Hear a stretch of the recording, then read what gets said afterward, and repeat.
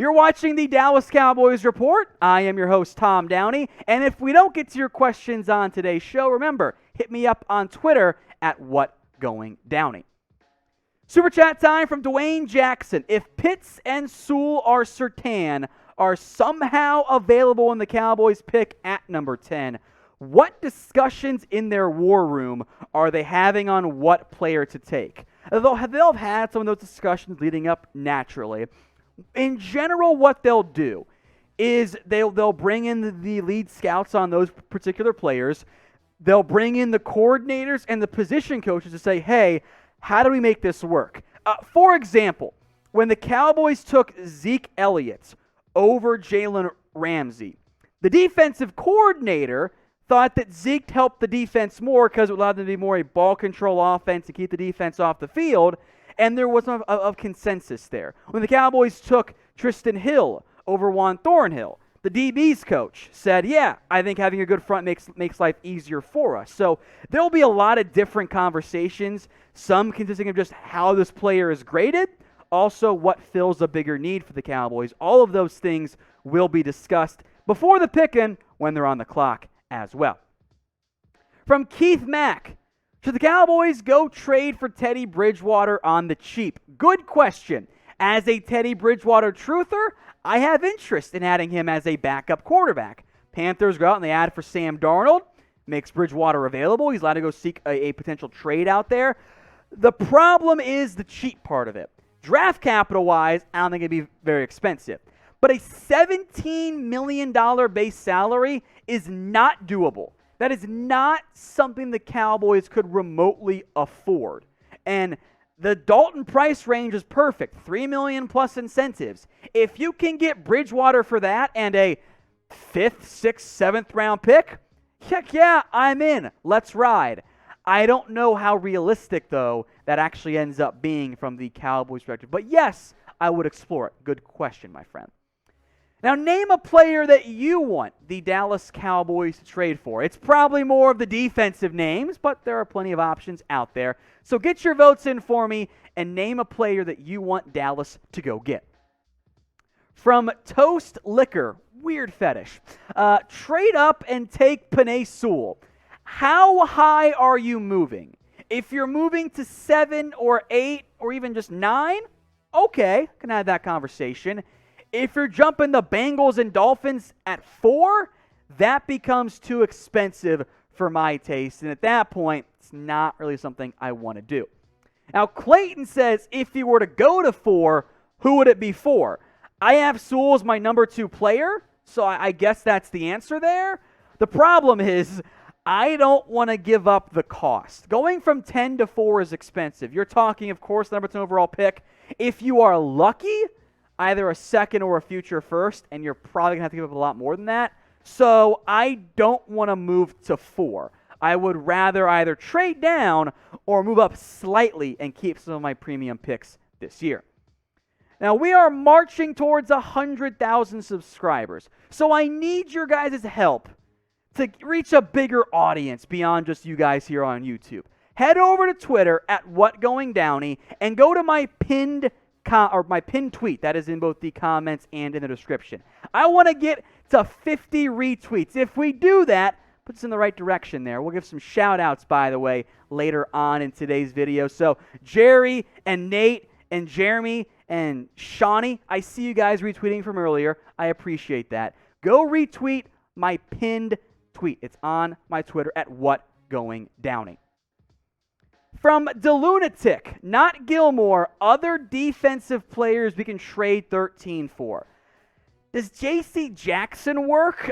The value of Gallup is not nearly as high as some out there in Cowboys fandom think they can get a second-round pick for him. It's not nearly that high, but I think someone in that J.C. Jackson range is probably going to be about right for the Cowboys and Michael Gallup. From Robert, assuming Dallas lands Surtain and Grant is gone, who would you target in round 2? Good question. So that point you're crossing cornerback off the board. Looking at defensive line, I assume Christian Barmore is gone.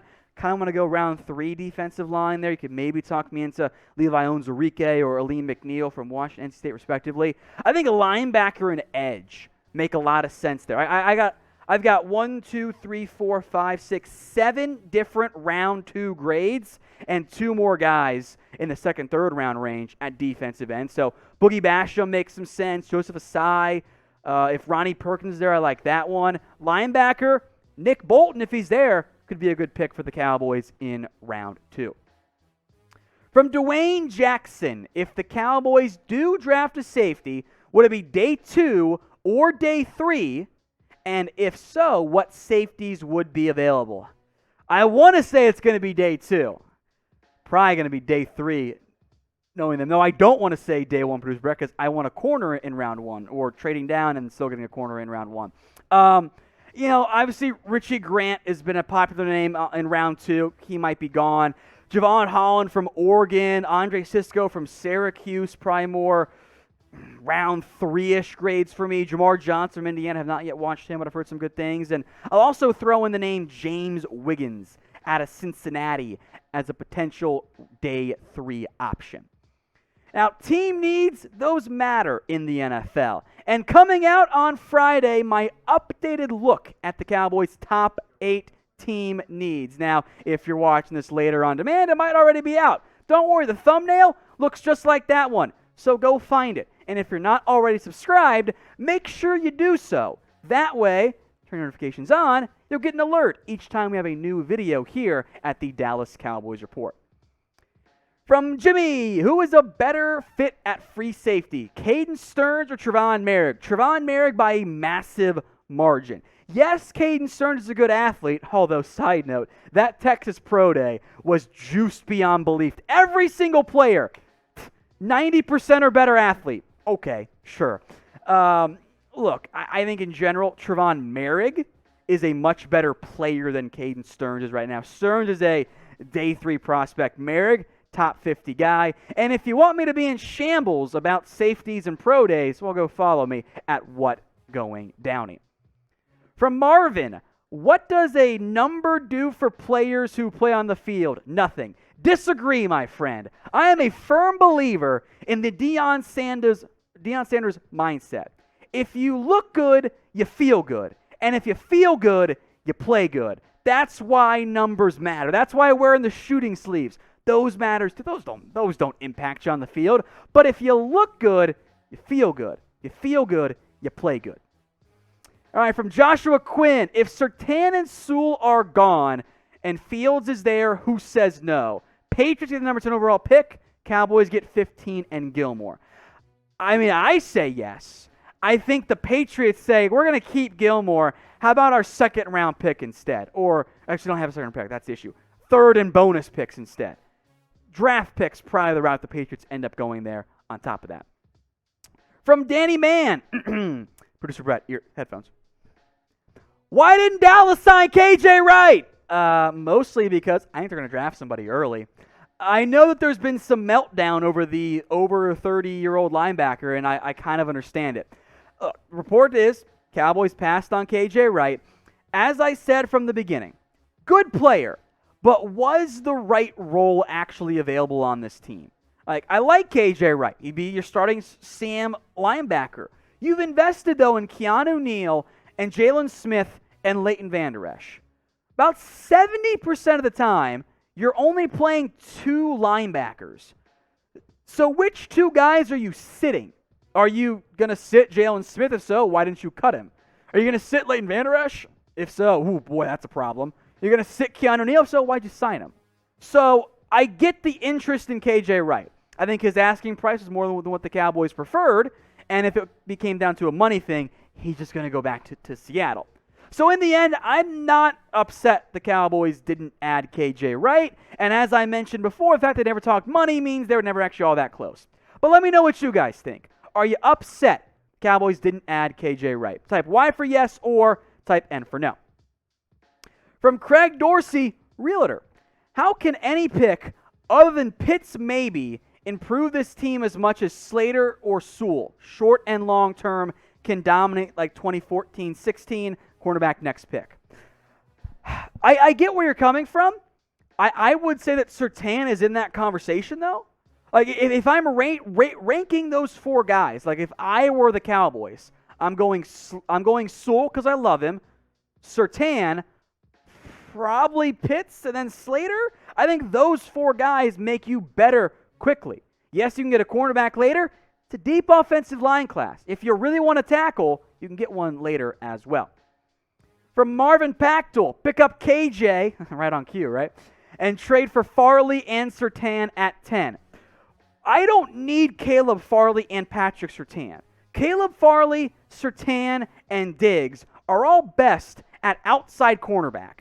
So if I'm taking Surtain at 10 and then moving up back into round 1 for Farley, why am I investing my best assets at the outside cornerback when I already have one? I have Diggs. If you want to get right and then take Surtain and then take like Elijah Molden in round 2, okay. But if I take Surtain at 10, I don't need another cornerback in the first 75 picks. From CJ, say Sewell, Surtain, and Pitts are all gone at 10. Do you go Horn or Slater? Probably go Rashawn Slater. I might try and trade down. The issue is I think Slater could go 11 and Horn goes 12. I think I'd go Slater there. Let me put it to you this way. I would not be upset with either of those picks. From JGL Reed, will Jamin Davis make it to pick 44? No. He is going to go a lot sooner than pick 44. I don't think he gets out of round 1. If he does, it's not going to be very long.